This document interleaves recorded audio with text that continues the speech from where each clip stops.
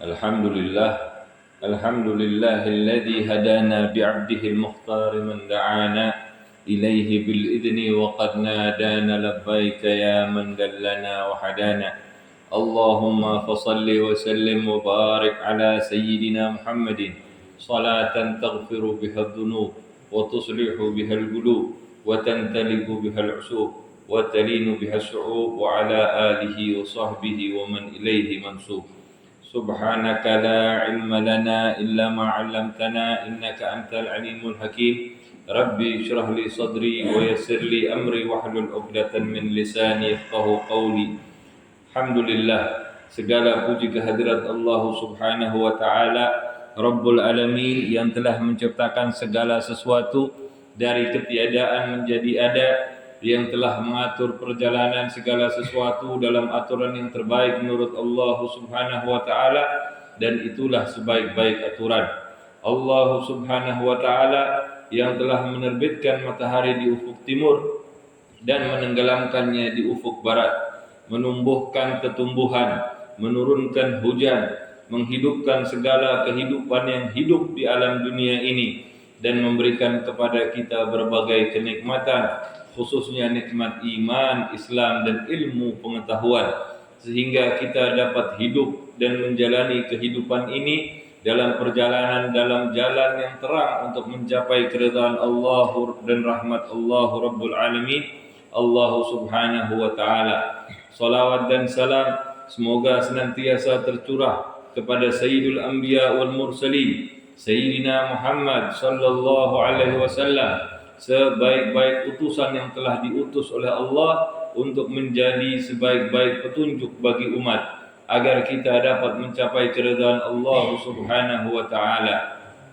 Beliau sallallahu alaihi wasallam adalah makhluk termulia yang dengan kita mengikutinya akan menyampaikan kita kepada kecintaan dan pengampunan Allah Subhanahu wa taala atas segala dosa-dosa yang pernah kita lakukan, sebagaimana disebutkan di dalam ayat A'udzubillahi minasyaitonirrajim, qul in kuntum tuhibbunallaha fattabi'uni yuhibbukumullah wa yaghfir lakum dzunubakum innallaha ghafurur rahim. Salawat dan salam itu juga semoga senantiasa tercurah kepada keluarga dan sahabat Rasulullah sallallahu alaihi wasallam serta para pengikut mereka yang setia hingga di akhir zaman. Semoga Allah jadikan kita semua termasuk di dalamnya. Amin ya rabbal alamin. Allah Subhanahu wa taala mengatakan di dalam Al-Qur'an surat Al-Isra ayat 18 dan 19. A'udzu billahi minasyaitonir rajim. Man kana yuridul ajilata ajjalna lahu fiha ma nasha'u liman nurid thumma ja'alna lahu jahannam yaslaha madmuman madhura wa man arada al-akhirah wa sa'alaha sa'yaha wa huwa mu'minun fa ulaika kana sa'yuhum mashkura. Di dalam kitab Risalah Adab Sulukil Murid, Al-Imam Abdullah bin Alwi bin Muhammad Al-Haddad, beliau mengingatkan kepada kita tentang ayat dari Al-Quran yang dapat kita jadikan dasar bagi kita semua untuk mendapatkan keberuntungan di dunia maupun di akhirat kelak. Dikatakan di dalam ayat itu, man kana yuridul ajilah, siapa orang yang menginginkan sesuatu yang ajilah. Ajilah ini bermakna sesuatu yang segera, yaitu maksudnya adalah dunia. Siapa orang yang menginginkan dunia, dalam penjelasannya kita diingatkan bagaimana sikap kita dalam menjalani kehidupan kita di dunia ini. Ada enggak orang yang enggak pusing jalanin dunia? Ada enggak orang yang enggak punya masalah ketika menjalani dunia? Semua orang yang mau miskin, mau kaya, mau sehat, mau sakit, semua pasti punya permasalahan di dalam dunia kita ini. Apabila kita dalam menjalani kehidupan dunia kita itu, maka kalau kita hanya bertujuan sebatas pada kita menginginkan dunia, apa hasil yang akan kita dapatkan? Kata Allah, Allah akan segerakan balasannya sesuai dengan takaran yang sudah Allah tentukan kepada siapa yang Allah tetapkan. Maknanya apa? Maknanya kalau kita menginginkan dan berusaha untuk mendapatkan dunia, untuk dapat kekayaan, untuk dapat pangkat yang tinggi, untuk dapat nama yang harum, untuk dapat kendaraan yang mewah, untuk dapat rumah yang nyaman, untuk dapat segala tentang dunia atau apapun yang ada di dunia ini, apakah mungkin kita mendapatkannya? Kalau dari sisi manusia, jawabannya nggak mutlak. Boleh jadi dia dapatkan, boleh jadi dia nggak dapatkan. Ya? Mungkin atau nggak mungkin Allah benar akan menyegerakan balasannya kepada orang yang berusaha semata-mata tujuannya untuk dunia. Tapi kata Allah, bukan sesuai dengan apa yang kita inginkan. Bukan sesuai dengan apa yang kita inginkan, bukan sesuai dengan apa yang kita usahakan, tapi sesuai dengan takaran yang sudah Allah tentukan.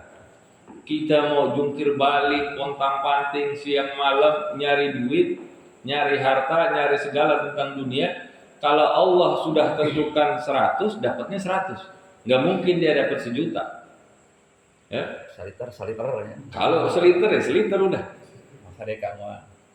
Makanya Allah bilang, Allah ingatkan kepada kita semua, siapa orang menginginkan dunia, Allah kasih, Allah segerakan. Kalau dia cuma bertujuan untuk dunia, tapi sesuai dengan takaran yang sudah Allah tentukan dan kepada siapa yang Allah tetapkan. Boleh jadi si fulan berusaha ala kadarnya, si Faltan berusaha mati-matian, yang dapat banyak, yang ala kadarnya. Yang berusaha mati-matian, dia dapat justru tidak sesuai dengan usahanya. Kenapa? Karena Allah membalas sesuai dengan apa yang sudah Allah tetapkan, dengan takaran yang sudah Allah tentukan. Kita mungkin termasuk di dalam bagian orang-orang yang Allah tentukan untuk dapetin apa yang kita usahakan, apa yang kita inginkan dari urusan dunia itu. Boleh jadi kita yang termasuk orang yang termasuk di dalamnya. Sesuai dengan apa yang kita harapkan, atau bahkan mungkin lebih. Kita usaha ala kadarnya, kita usaha 100, dapatnya 100. Alhamdulillah. Boleh jadi Allah tentukan begitu. Boleh jadi kita yang termasuk, kita berusaha cuma 100, dapatnya 1.000. Boleh jadi. Atau mungkin kita nggak termasuk di dalam golongan itu. Kita termasuk golongan orang yang berusaha 1.000, dapatnya cuma 100. Boleh jadi. Jadi probabilitasnya, kemungkinannya itu ya mungkin kita dapat atau kita tidak dapat. Kalau kita nggak dapat, tentu kita jadi orang-orang yang merugi. Tapi kemudian apabila kita termasuk golongan orang-orang yang mendapatkan apa yang kita inginkan dan apa yang kita usahakan dari dunia, bahkan lebih dari apa yang kita angan-angankan, kemudian apakah kita menjadi orang yang beruntung? Ternyata jawabannya juga enggak. Belum tentu kita termasuk orang yang beruntung. Kenapa? Karena di lanjutan ayatnya tadi itu Allah katakan tsumma ja'alna lahu jahannam. Kemudian Allah jadikan balasannya, kembalinya dia, disediakan bagi Allah tempat kembalinya itu neraka jahanam. Kenapa? Bukan karena usahanya, tapi karena dia bertujuan hanya untuk dunia. Orang yang bertujuan hanya untuk dunia, dia dapat, dia nggak dapat, dia jadi orang yang rugi. Ruginya di dunia rugi, di akhirat jauh lebih rugi. Karena Allah jadikan tempat kembalinya dia adalah neraka jahanam. Orang kalau misalnya kita usaha 100 dapatnya 1.000.000, untung nggak kita? Untung. Tapi kalau kita cuma punya tujuan dapetin itu hanya untuk dunia, kita jadi orang yang beruntung apa enggak? Kita nggak jadi orang yang beruntung. Walaupun kita kira kita beruntung. Di dunia dapatnya 1.000.000, usahanya cuma 100. Dapatnya kok 1.000.000. Jangan seneng dulu. Harus hati-hati.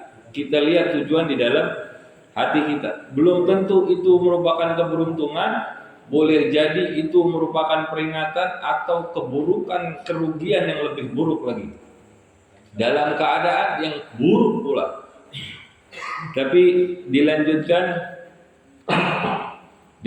ayat itu juga dikatakan tsumma ja'alna lahu jahannam yaslaha madmuman madhura, dalam keadaan tercela lagi terusir. Di dunia kita pikir kita orang yang beruntung, tapi di akhiratnya ternyata kita masuknya ke dalam neraka jahanam, masuk ke dalam neraka jahanam. Neraka seneng aja nerima kita, itu sudah satu kebaikan, padahal masuknya ke dalam nerakanya Allah Subhanahu wa taala. Tapi ini udah masuk neraka dalam keadaan dia tercela, lagi terusir. Kalau dia cuma punya tujuan dunia. Kemudian apakah kita nggak boleh berusaha untuk urusan dunia kita? Kita berusaha mati-matian untuk perkara dunia kita, untuk nyari duitnya, untuk nyari ini itunya. Apakah boleh? Apakah tercela kita berusaha untuk mendapatkan hal itu? Apa kita nggak boleh jadi orang-orang kaya? Apakah kekayaan dunia itu hanya untuk orang-orang tertentu yang nggak beriman kepada Allah? Nggak juga.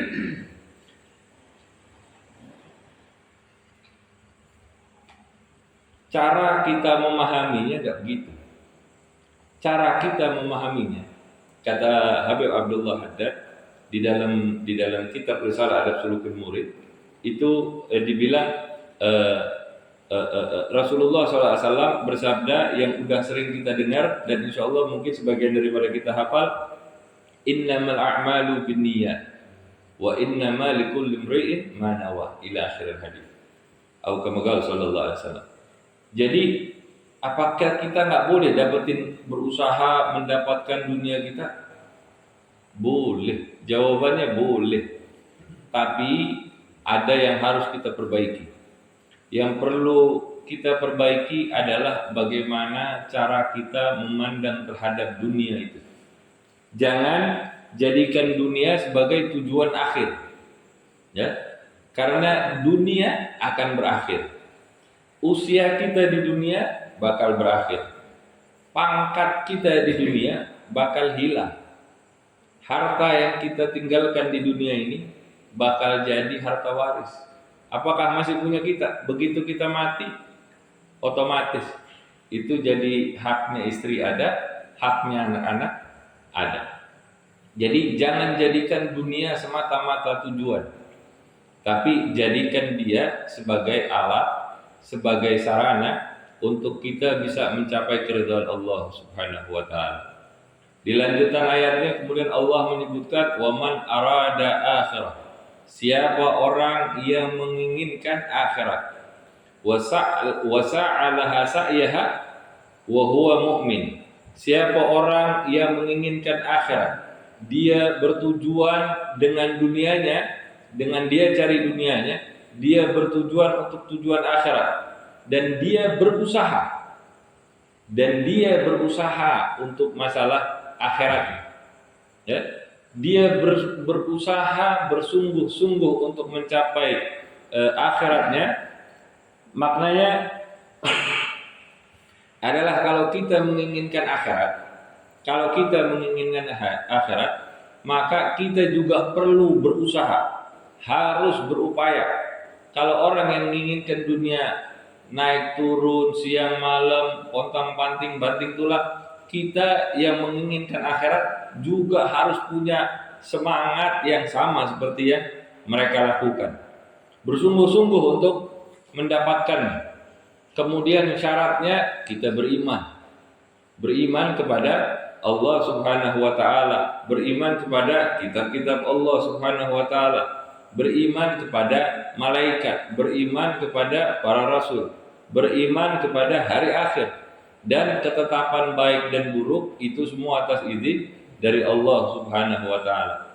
Maka kalau kita sudah berusaha bersungguh-sungguh yang sama seperti usaha orang-orang yang menginginkan dunia dan kita beriman. Kalau kita dapat sesuatu yang baik dari usaha kita, itu adalah ketetapan Allah. Kalau kita tidak mendapatkan sesuatu sesuai dengan harapan kita, itu juga ketentuan dari Allah Subhanahu wa taala. Dan kita menjaga, kita beriman kepada Allah, kita beriman kepada Rasulnya, kita beriman kepada syariatnya Rasulullah. Maka kita jaga usaha kita untuk mendapatkan dunia itu sesuai dengan ketentuan dari Allah dan Rasulnya. Kalau sudah kita jaga semua, kita fahami kita terapkan iman kita ketika kita berusaha untuk urusan dunia, maka hasil baik atau buruk dari usaha kita, berhasil atau tidak berhasil, yaitu udah ketetapannya Allah. Biarkan aja.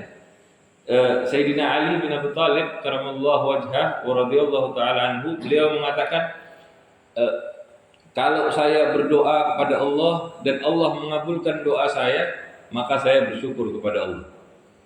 Tapi kalau saya berdoa dan Allah tidak wujudkan doa saya, maka saya lebih bersyukur kepada Allah. Ditanya, kok bisa begitu? Kalau kita berdoa kemudian kita bersyukur kan emang sudah sepatutnya. Tapi kalau misalnya kita berdoa tapi tidak terwujud, kok bisa lebih bersyukur? Iya, katanya Sayyidina Ali, karena aku lebih bersyukur karena Allah menentukan apa yang telah ditentukannya, dan ketentuan Allah itu lebih baik dari apa yang saya minta. Subhanallah. Ini orang-orang yang berusaha, tetap berusaha untuk akhiratnya, tapi dia lepaskan ketentuan jadi atau tidaknya, berhasil atau tidaknya itu di mana Allah Subhanahu wa taala. Dan usaha itu yang sudah bersungguh-sungguh kita lakukan dengan penuh keimanan untuk mendapatkan harta dunia tadi dengan tujuan akhirat, kata Allah, kana sa'yuhum mashkura. Mereka itulah orang-orang yang berusaha untuk perkara dunia tadi dengan keimanannya tadi itu, yang usahanya kelak akan disyukuri dan dibalas dengan kebaikan oleh Allah Subhanahu wa taala. Kalau Allah yang membalas, adakah Allah kemudian mengecewakan hamba-hambanya? Kita melihat pemberiannya kepada kita selama kita di dunia, terang-terangan atau sembunyi-sembunyi. Setiap hari banyak dari sisi kita, dari diri kita ini yang melakukan maksiat kepada Allah Subhanahu wa taala. Dan Allah menyaksikan maksiat kita kepadanya. Allah melihat, Allah mengetahui kemaksiatan kita. Mata, telinga, tangan, mulut, kemaluan, kaki, bahkan lintasan hati dan pikiran kita Allah tahu maksiat kita. Tapi apa Allah cabut kenikmatan dari diri kita? Bangun tidur kita masih sehat, alhamdulillah. Mata masih melihat, hidung masih bisa bernapas, masih bisa bangun, masih bisa wudu, sholat, segala macam. Berhari-hari itu, hitung berapa banyak kita hidup di dunia itu, dan Allah berikan kita kenikmatan semua. Berapa puluh, berapa ribu, berapa juta, nggak terhitung. Ya? Pemberian Allah selama kita di dunia patut untuk kita syukuri. Dan Allah Maha Dermawan dalam pemberiannya. Walaupun kita banyak kekurangan, tetap Allah berikan. Maka gimana kita punya prasangka kepada Allah terhadap pemberiannya nanti di akhirat? Adakah kurang dari apa yang kita dapatkan di dunia, ataukah malah lebih dari apa yang kita dapatkan dari apa yang sudah kita dapatkan di dunia ini? Gimana balasan dari Allah kepada hambanya yang berusaha, beriman untuk mendapatkan dunianya untuk tujuan akhiratnya? Kira-kira lebih nggak dari apa yang kita dapatkan selama kita usaha di dunia ini? Tentu lebih dan lebih dari apa yang pernah kita bayangkan. Sampai nanti kita akan menyangka, ini nih harusnya bukan punya saya, tapi kok bisa saya dapat begitu? Itulah kedermawanannya Allah Subhanahu wa taala. Itulah rahmat dari Allah Subhanahu wa taala. Maka dari hal tersebut kemudian Habib Abdullah bin Ali Al-Haddad menjelaskan kepada kita semua agar kita memperbaiki cara pandang kita, cara kita menjalani kehidupan di dunia dengan menjadikan akhirat di dalam tujuan akhir kita. Ya, kalau ada dari kita sekarang, besok pagi mau berangkat kerja, mau berangkat sekolah, mau berangkat menunaikan tugasnya begitu, itu kalau yang awalnya belum ada niat apa-apa untuk akhirat, mulai tanamkan, usaha tanamkan bahwa yang kita lakukan adalah untuk menggapai ridhonya Allah Subhanahu wa taala dari sebelum berangkat. Ketika sudah berangkat, ketika sedang bekerja, tanamkan, ulang-ulang itu di dalam hati kita supaya apa-apa yang kita lakukan tidak tercemar dengan tujuan-tujuan selain daripada mengharapkan keridhaan Allah Subhanahu wa taala, dan itu kita ulang-ulang terus. Kita ulang-ulang terus di dalam diri kita, di dalam hati kita, di dalam lisan kita, dan kita tanamin juga sama keluarga kita, pasangan hidup kita, anak-anak kita. Semua yang kita kenal yang bisa kita kasih penjelasan kepada mereka, kita sampaikan.